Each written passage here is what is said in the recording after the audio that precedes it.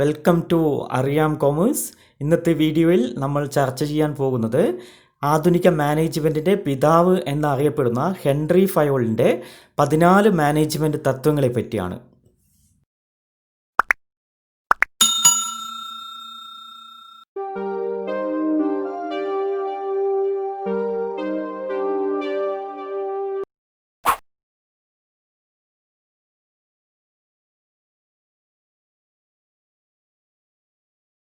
Fayol's Principles of Management. If Taylor was suggested the principles to increase the efficiency of workers in the factory, Fayol explained what amounts to a manager's work and what principles should be followed in doing this work.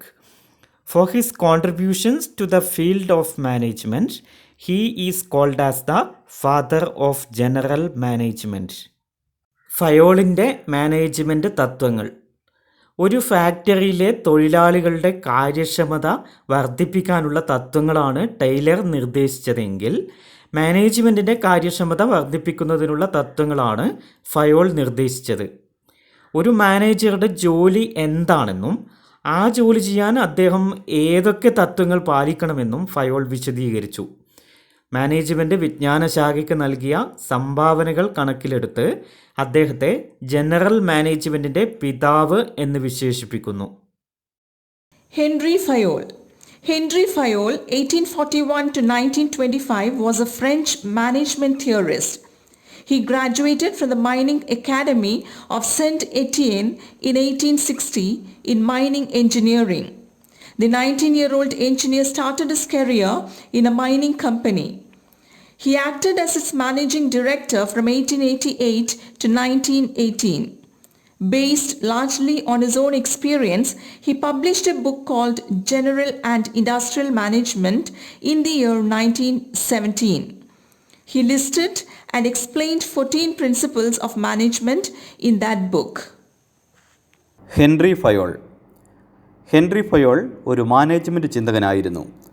1841 1925. അദ്ദേഹം 1860 mining എഞ്ചിനീയറിംഗിൽ ബിരുദം കരസ്ഥമാക്കി. തൻ്റെ 19ാമത്തെ വയസ്സിൽ അദ്ദേഹം ഒരു ഖനിയിൽ തൻ്റെ ഔദ്യോഗിക ജീവിതം ആരംഭിച്ചു.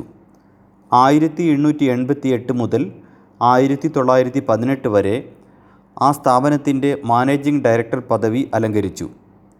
ദീർഘനാളത്തെ മാനേജ്മെൻറ്റ് രംഗത്തുള്ള തൻ്റെ സ്വന്തം പ്രായോഗിക പരിചയത്തിൻ്റെ അടിസ്ഥാനത്തിൽ 1917 ജനറൽ ആൻഡ് ഇൻഡസ്ട്രിയൽ മാനേജ്മെൻറ്റ് എന്ന പുസ്തകം പ്രസിദ്ധീകരിച്ചു. ആ പുസ്തകത്തിൽ അദ്ദേഹം മാനേജ്മെൻറ്റിൻ്റെ 14 തത്വങ്ങളെക്കുറിച്ച് വിശദമായി പരാമർശിക്കുന്നുണ്ട്. Fayol's contributions. Fayol identified the functions of management as planning, organizing, directing, and controlling. He divided the activities of an industrial undertaking into technical, commercial, financial, security, accounting, and managerial. He also suggested the qualities of a manager: physical, moral, education, knowledge, and experience. He suggested the 14 principles of management. ഫയോളിൻ്റെ സംഭാവനകൾ. ആസൂത്രണം, സംഘാടനം, മാർഗനിർദ്ദേശം, നിയന്ത്രണം എന്നീ management ധർമ്മങ്ങൾ കണ്ടെത്തി. ഒരു വ്യവസായ സ്ഥാപനത്തിൻ്റെ പ്രവർത്തനങ്ങളെ തരംതിരിച്ചു. സാങ്കേതികം, വാണിജ്യം, ധനകാര്യം, സുരക്ഷിതത്വം, അക്കൗണ്ടിംഗ്, മാനേജീരിയൽ. ഒരു മാനേജറുടെ ഗുണങ്ങൾ എന്തൊക്കെയാണെന്നും അദ്ദേഹം വർഗീകരിച്ചു. ശാരീരികം, ധാർമ്മികം, വിദ്യാഭ്യാസം, അറിവ്, പരിജ്ഞാനം. അവസാനമായി മാനേജ്മെൻറ്റിൻ്റെ 14 തത്വങ്ങൾ നിർദ്ദേശിച്ചു. Division of work. A complex work should be divided into small tasks. Each task should be assigned to a particular worker. By doing the same work again and again, the worker gains speed and perfection. Thus, division of work leads to specialization. Fayol applies this principle to both technical and managerial work. തൊഴിൽ വിഭജനം. ഒരു ജോലി മുഴുവനായി ഒരാൾ തന്നെ ചെയ്യുന്നതിന് പകരം അതിനെ വിവിധ ചെറു ജോലികളായി വിഭജിക്കുകയും ആ ജോലിയിൽ താൽപ്പര്യവും ശേഷിയുമുള്ള ആളെ ഏൽപ്പിക്കുകയും ചെയ്യുന്നു. ഓരോ ജോലിയും ആവർത്തിച്ച് ചെയ്യുമ്പോൾ തൊഴിലാളിക്ക് കൈവേഗം ഉണ്ടാവുകയും വളരെ വേഗത്തിലും കൃത്യമായും ആ ജോലി പൂർത്തിയാക്കാൻ കഴിയുകയും ചെയ്യുന്നു. അങ്ങനെ ഓരോ ജോലിക്കാരനും ആ മേഖലയിൽ പ്രഗത്ഭനായിത്തീരുന്നു. സാങ്കേതിക ജോലികൾക്കും അതുപോലെ തന്നെ മാനേജീരിയൽ ജോലികൾക്കും ഈ തത്വം പ്രയോഗിക്കാം എന്ന് ഫയോൾ സാക്ഷ്യപ്പെടുത്തുന്നു. ഉദാഹരണമായി ഒരു റെഡിമെയ്ഡ് ഷർട്ട് തയ്ക്കുന്ന സ്ഥാപനത്തിൻ്റെ കാര്യമെടുക്കാം. അവിടെ 5 തൊഴിലാളികളുണ്ട്. ഷർട്ട് തയ്ക്കുക എന്ന ജോലിയെ ഇവിടെ തുണി അളന്ന് മുറിക്കുക, സ്റ്റിച്ച് ചെയ്യുക, ബട്ടൺ ഹോൾ തയ്യാറാക്കി ബട്ടൺ വെക്കുക, അയൺ ചെയ്യുക, പാക്ക് ചെയ്യുക എന്നിങ്ങനെ 5 വ്യത്യസ്ത ചെറിയ ജോലികളായി വിഭജിച്ച് ഓരോ തൊഴിലാളിയെയും ഏൽപ്പിക്കുന്നു. അവർ ആ ഒരു ജോലി മാത്രം നിരന്തരം ചെയ്യുമ്പോൾ അതിൽ വിദഗ്ധരാകുന്നു. Authority and responsibility. Authority is the right to give orders and to take decisions. Responsibility is the obligation of a person to perform the duty assigned to him. അധികാര ഉത്തരവാദിത്ത തുലനം. ആജ്ഞാപിക്കാനുള്ള അവകാശവും അനുസരിപ്പിക്കാനുള്ള ശേഷിയുമാണ് അധികാരമെന്ന് ഫയോൾ പറയുന്നു. ഉത്തരവാദിത്തമെന്നാൽ അധികാരിയുടെ നിർദ്ദേശമനുസരിച്ച് ജോലി നിർവഹിക്കാനുള്ള ബാധ്യതയാണ്. There should be a balance between authority and responsibility. Giving authority without fixing responsibility is useless. At the same time, a manager should have necessary authority to carry out his responsibility. Lack of responsibility will make an individual inactive and excess authority may be misused. അധികാരവും ഉത്തരവാദിത്വവും ഒരു നാണയത്തിൻ്റെ 2 വശങ്ങളാണെന്നും അവ തമ്മിൽ ഒരു തുലനമുണ്ടാകണമെന്നും Fayol അഭിപ്രായപ്പെടുന്നു. ഒരാൾക്ക് അധികാരം നൽകുന്ന പക്ഷം അയാളെ ഉത്തരവാദിത്തപ്പെടുത്തണം. ഇല്ലെങ്കിൽ അയാൾ അധികാരം ദുർവിനിയോഗം ചെയ്യാൻ സാധ്യതയുണ്ട്. അതുപോലെ ഒരാളെ ഒരു കാര്യം ചെയ്യാൻ ഉത്തരവാദിത്തപ്പെടുത്തി കഴിഞ്ഞാൽ ആ ഉത്തരവാദിത്വം നിറവേറ്റാൻ ആവശ്യമായ അളവിൽ അയാൾക്ക് അധികാരവും നൽകിയിരിക്കണം. ഇല്ലെങ്കിൽ അയാൾക്ക് പ്രവർത്തിക്കാൻ കഴിയില്ല. Discipline. Discipline is the obedience to organisational rules and employment agreement. It is essential for the smooth running of all organisations. It is required at workers level and management level. Good supervision, clear rules, good system of reward and punishment helps to maintain discipline. അച്ചടക്കം. ഒരു സ്ഥാപനത്തിൻ്റെ പ്രവർത്തന വിജയത്തിന് അച്ചടക്കം അനിവാര്യമാണ്. അച്ചടക്കമെന്നാൽ അനുസരണ, അധികാരികളോടുള്ള ബഹുമാനം, സ്ഥാപനത്തിലെ നിയമങ്ങൾ അനുസരിക്കുക എന്നിവയാണ്. തൊഴിലാളികൾ മാത്രമല്ല മാനേജ്മെൻറ്റും അച്ചടക്കം പാലിക്കേണ്ടതുണ്ട്. ഒരു സ്ഥാപനത്തിൽ അച്ചടക്കം നിലനിൽക്കണമെങ്കിൽ വ്യക്തമായ നിയമങ്ങൾ, ശക്തമായ മേൽനോട്ടം, പ്രോത്സാഹന ശിക്ഷാ സംവിധാനങ്ങൾ എന്നിവ ഉണ്ടായിരിക്കണം. Unity of command. The principle of unity of command States that each participant in A formal organisation should receive orders from only one superior. If a person is getting instructions from more than one superior, it may create confusion in the performance of work and conflict in fixing responsibility. If this principle is violated, authority is undermined, discipline is in jeopardy, order disturbed, and stability threatened. ആജ്ഞാ ഐക്യം. ഒരു ഔപചാരിക സംഘടനയിലെ ഒരു ജീവനക്കാരൻ എപ്പോഴും ഒരു മേലുദ്യോഗസ്ഥനിൽ നിന്നും മാത്രമേ ഒരേ സമയം ആജ്ഞകളും ഉത്തരവുകളും സ്വീകരിക്കാൻ പാടുള്ളൂ എന്ന തത്വമാണ് ആജ്ഞാ ഐക്യം. ഒരു ജീവനക്കാരൻ ഒരേ സമയം ഒന്നിലധികം മേലുദ്യോഗസ്ഥരിൽ നിന്ന് നിർദ്ദേശങ്ങൾ സ്വീകരിച്ചാൽ അത് കൃത്യനിർവഹണത്തിൽ ആശയക്കുഴപ്പം ഉണ്ടാക്കുകയും ഉത്തരവാദിത്തങ്ങൾ നിർവഹിക്കുന്നതിൽ പൊരുത്തക്കേടുകൾ ഉണ്ടാക്കുകയും ചെയ്യും. അതുകൊണ്ട് ഇരട്ട യജമാനത്വം ഒഴിവാക്കേണ്ടതാണ്. Unity of direction. In an organization, there are large number of people are working in different departments. They are working for achieving the organizational goals. So, there must have only one head and one plan for each group of activities having the same objective. It means each group of activities having the same objective must have one head and one plan. This ensures unity of action and coordination.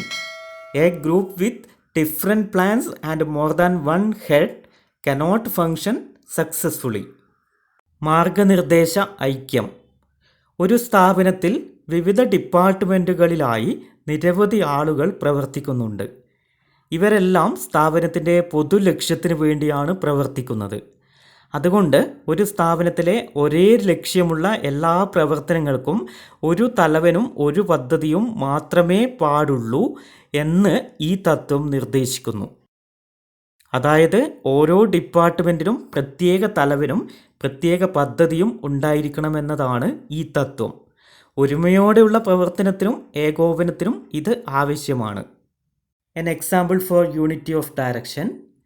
If a company is manufacturing motorcycles as well as cars, then it should have two separate divisions for both of them.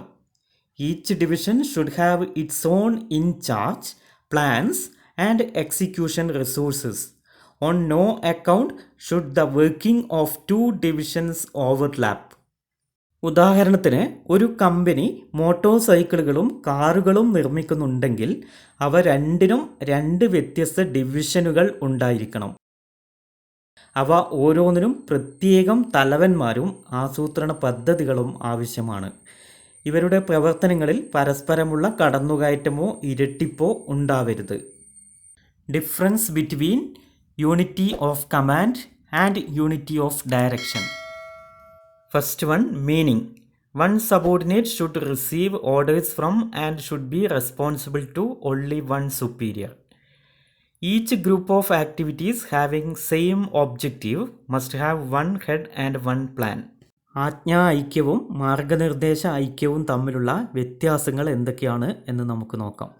ഒന്നാമത്തെ വ്യത്യാസത്തിൻ്റെ അടിസ്ഥാനം അർത്ഥമാണ്. Unity of command അല്ലെങ്കിൽ ആജ്ഞാ ഐക്യം എന്ന് പറഞ്ഞാൽ ഒരു കീഴ്ജീവനക്കാരൻ എപ്പോഴും ഒരു മേലധികാരിയിൽ നിന്ന് മാത്രമേ നിർദ്ദേശങ്ങൾ സ്വീകരിക്കാൻ പാടുള്ളൂ. മാർഗനിർദ്ദേശ ഐക്യം അഥവാ യൂണിറ്റി ഓഫ് ഡയറക്ഷൻ പറയുന്നത് ഒരേ ലക്ഷ്യത്തിനായി പ്രവർത്തിക്കുന്ന ഓരോ പ്രവർത്തന ഗ്രൂപ്പിനും ഒരു തലവനും ഒരു ആസൂത്രണ പദ്ധതിയും മാത്രമേ ഉണ്ടാവാൻ പാടുള്ളൂ. Second one, aim. It prevents dual subordination. It prevents overlapping of activities. Aim അഥവാ ലക്ഷ്യം ഇരട്ട യജമാനത്വം തടയുന്നു. പ്രവർത്തനങ്ങളുടെ പരസ്പര കടന്നുകയറ്റം തടയുന്നു. Last one, implications. It affects an individual employee. It affects the entire organisation. Implications അഥവാ പരിണിത ഫലങ്ങൾ ഒരു തൊഴിലാളിയെ മാത്രം ബാധിക്കുന്നു, സ്ഥാപനത്തെ മൊത്തം ബാധിക്കുന്നു. Subordination of individual interest to general interest. Every worker has some individual interest for working in a company, but the interest of the organization is more important than the individual interest. In all the situations, the interest of the group or company will prevail over the interest of any one individual. The group interest should not be sacrificed for the promotion of personal interest. വ്യക്തി താൽപ്പര്യങ്ങൾക്ക് പൊതു താൽപ്പര്യങ്ങളോടുള്ള വിധേയത്വം. സ്ഥാപനത്തിലെ ഓരോ വ്യക്തിക്കും സ്വന്തമായ ഇഷ്ടങ്ങളും താൽപ്പര്യങ്ങളും ഒക്കെ ഉണ്ടാവാം. പക്ഷേ സ്ഥാപനത്തിൻ്റെ നിലനിൽപ്പിനും പുരോഗതിക്കും വേണ്ടി പൊതു ലക്ഷ്യങ്ങൾക്കും താൽപ്പര്യങ്ങൾക്കും കൂടുതൽ പ്രാധാന്യം നൽകണം. മാനേജ്മെൻറ്റും തൊഴിലാളികളും സ്വന്തം താൽപ്പര്യത്തെക്കാൾ പ്രാധാന്യം സ്ഥാപന താൽപ്പര്യത്തിന് നൽകണമെന്നതാണ് ഈ തത്വം കൊണ്ട് ഉദ്ദേശിക്കുന്നത്. ഒരിക്കലും പൊതു താൽപ്പര്യത്തെ ബലി കഴിച്ചുകൊണ്ട് വ്യക്തി താൽപ്പര്യങ്ങൾ സംരക്ഷിക്കരുത്. Remuneration of employees. The overall pay and compensation should be fair to both employees and the organization. The employees should be paid fair wages, which should give them at least a reasonable standard of living. It should act as a source of satisfaction and means of motivation for the employees. This will ensure a good relationship between workers and management. ജീവനക്കാരുടെ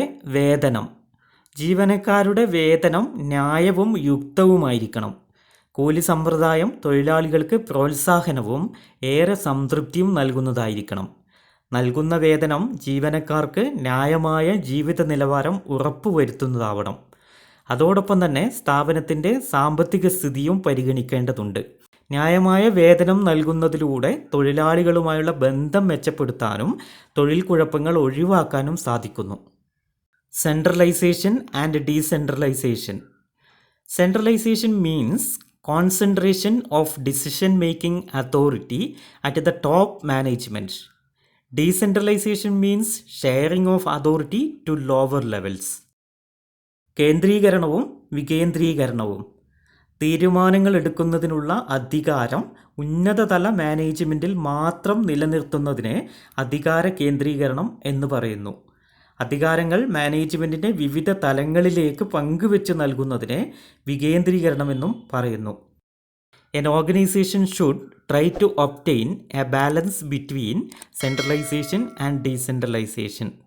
The degree of both depends upon the conditions in the organization, size of the organization, experience of superiors, etc. ഇവ രണ്ടിൻ്റെയും തോത് സ്ഥാപനത്തിൻ്റെ വലിപ്പം, മേലധികാരികളുടെ കാര്യക്ഷമതയും പരിചയവും, ജോലിയുടെ പ്രകൃതം എന്നിവയെ ആശ്രയിച്ചിരിക്കുന്നു. കേന്ദ്രീകരണവും വികേന്ദ്രീകരണവും തമ്മിലുള്ള സന്തുലിതാവസ്ഥയാണ് അദ്ദേഹം ഈ തത്വത്തിലൂടെ നിർദ്ദേശിക്കുന്നത്. Scalar chain.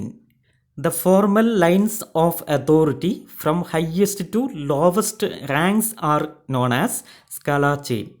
It refers to the line of authority or the chain of superiors from the highest to lowest rank. Subordinates can approach their superiors through this line of authority. Scalar chain ensures an effective communication. It is a chain of command.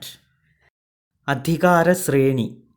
ഒരു സ്ഥാപനത്തിലെ മേലുദ്യോഗസ്ഥന്മാരും കീഴ്ജീവനക്കാരും അവരുടെ അധികാരത്തെ അടിസ്ഥാനമാക്കി ക്രമീകരിച്ചിരിക്കുന്ന ഔപചാരിക നിരയാണ് അധികാരശ്രേണി.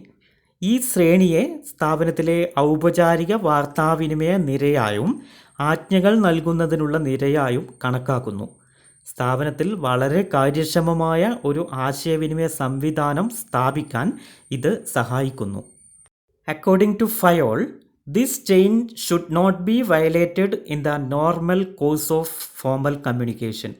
The main drawback of this system is that it is time consuming, thus results in delay in taking decisions. To avoid this difficulty, Fayol introduced Gangplank rule.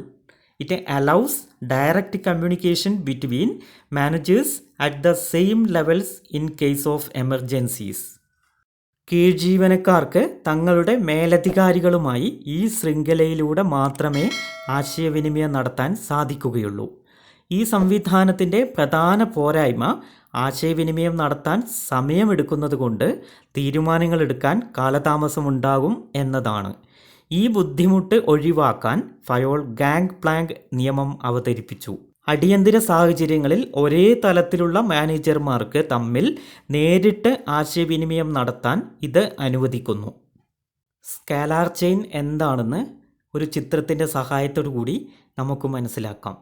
E എന്ന manager O എന്ന മാനേജറുമായി സ്കാലാർ ചെയിൻ പ്രകാരം എങ്ങനെയാണ് ആശയവിനിമയം നടത്തുന്നത് എന്ന് നമുക്ക് നോക്കാം. Gang plank നിയമപ്രകാരം ഇ എന്ന മാനേജർക്ക് ഒ എന്ന മാനേജറുമായി നേരിട്ട് ആശയവിനിമയം നടത്താവുന്നതാണ്. Order.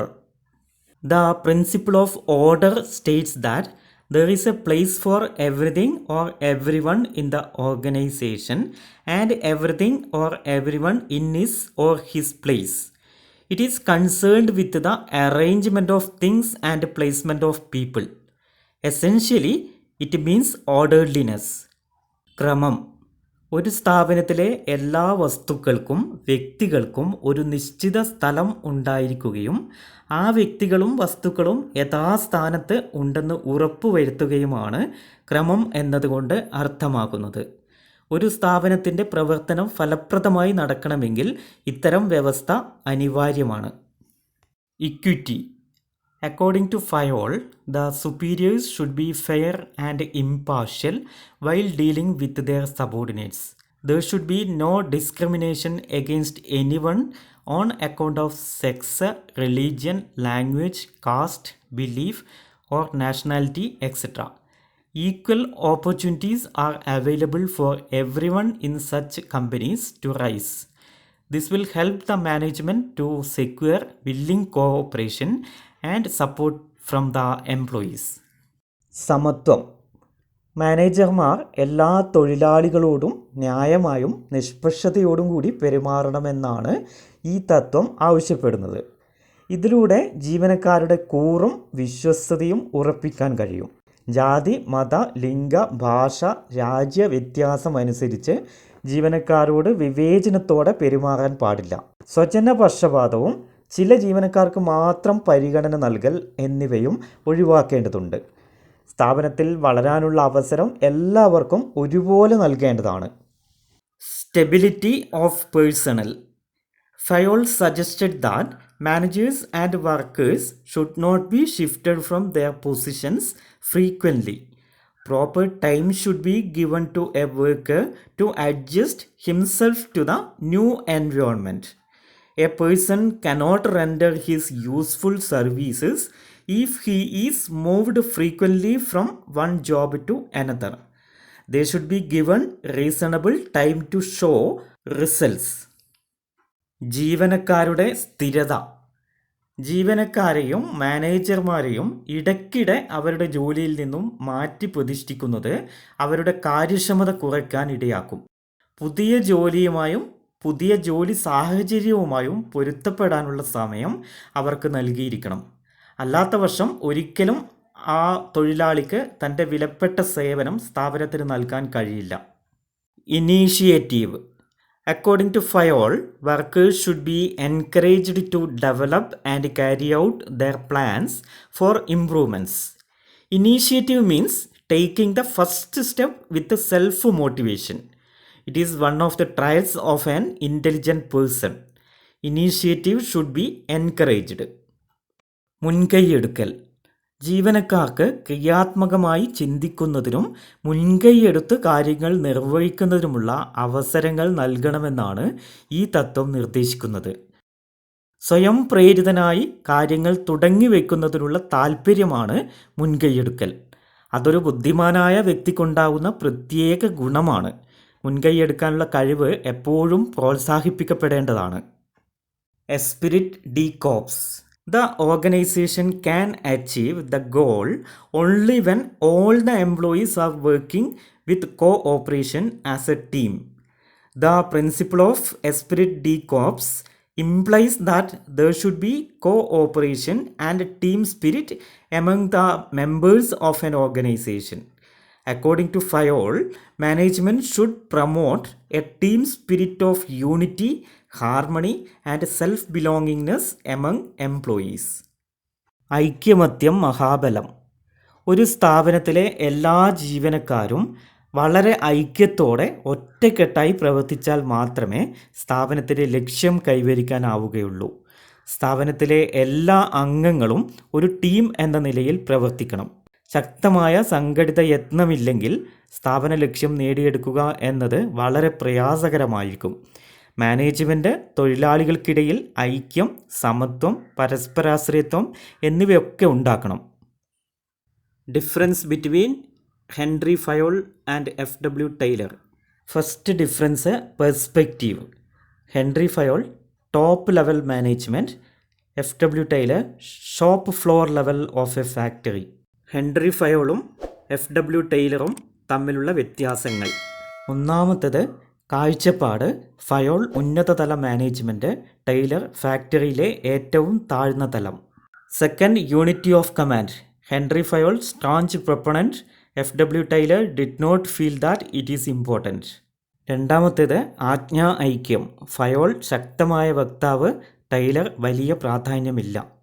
Third, applicability. Fayol applicable universally, Taylor applicable to specialised situations. മൂന്നാമത്തേത് പ്രയോഗക്ഷമത. ഫയോൾ സാർവത്രിക പ്രയോഗക്ഷമത, ടൈലർ പ്രത്യേക സാഹചര്യങ്ങളിൽ പ്രയോഗിക്കാം. Number 4, basis of formation. Personal experience, observations and experimentation. 4, രൂപീകരണത്തിൻ്റെ അടിസ്ഥാനം. വ്യക്തിപരമായ അനുഭവജ്ഞാനം, പരീക്ഷണ നിരീക്ഷണങ്ങൾ. 5th one, focus. Improving overall administration, increasing productivity. 5ാമത്തേത് ഊന്നൽ. മൊത്തത്തിലുള്ള ഭരണം മെച്ചപ്പെടുത്തുന്നതിന്, ഉൽപ്പാദനക്ഷമത വർദ്ധിപ്പിക്കുന്നതിന്. 6th, personality. Practitioner, scientist. 6ാമത്തേത് വ്യക്തിത്വം. തൊഴിൽക്കാരൻ, ശാസ്ത്രജ്ഞൻ. 7th, expression. Fayol general theory of administration, Taylor scientific management. 7ാമത്തേത് ആവിഷ്കരണം. ഫയോൾ ഭരണവുമായി ബന്ധപ്പെട്ട പൊതു സിദ്ധാന്തം, ടൈലർ ശാസ്ത്രീയ മാനേജ്മെൻറ്റ്. ഇപ്പോൾ നമ്മൾ ഫയോളിൻ്റെ 14 മാനേജ്മെൻറ്റ് തത്വങ്ങളും പഠിച്ചു കഴിഞ്ഞു. ഇനി നമുക്ക് ഈ 14 തത്വങ്ങൾ എന്തൊക്കെയാണെന്ന് ഒന്നുകൂടി ഓർത്തു നോക്കാം.